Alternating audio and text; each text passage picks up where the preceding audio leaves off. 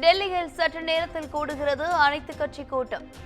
நாளை பட்ஜெட் தாக்கல் தொடங்கவுள்ள நிலையில் அவையை சுமூகமாக நடத்துவது குறித்து ஆலோசனை.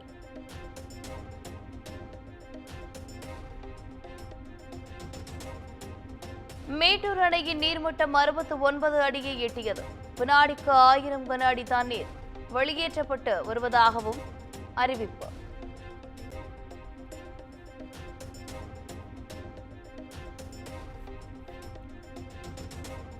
கர்நாடக அணைகளில் இருந்து தமிழகத்திற்கு 52,000 கன அடி தண்ணீர் திறப்பு.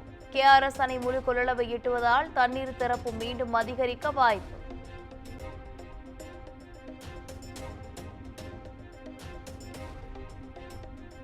தமிழ்நாடு முழுவதும் இன்று நடைபெறுகிறது இடைநிலை ஆசிரியர் பணியிடங்களுக்கான தேர்வு. சுமார் 1700 காலி பணியிடங்களுக்கு நடைபெறும் தேர்வை 26,000க்கும் மேற்பட்டோர் எழுத உள்ளனர்.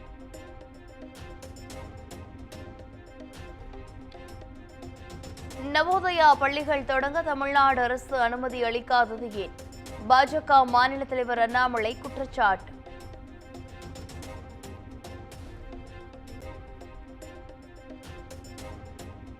பல மூத்த தலைவர்கள் இருக்கும்போது உதயநிதியை துணை முதலமைச்சராக முதலமைச்சர் மு.க. ஸ்டாலின் துடிப்பது ஏன்? அதிமுக முன்னாள் அமைச்சர் ஜெயக்குமார் கேள்வி.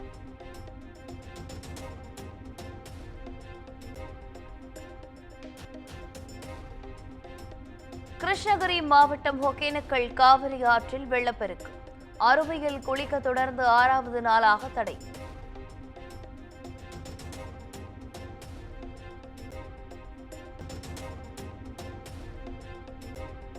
நீலகிரி மாவட்டத்திற்கு ரெட் அலர்ட் காரணமாக முன்னெச்சரிக்கை நடவடிக்கை.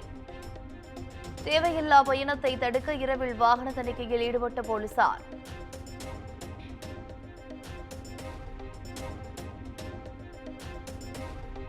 வட மாநிலங்களில் கோலாகலமாக கொண்டாடப்படும் குரு பூர்ணிமா தினம். உத்தரப்பிரதேசம், உத்தரகாண்ட் மாநிலங்களில் கங்கை ஆற்றில் புனித நீராடி பக்தர்கள் சுவாமி தரிசனம்.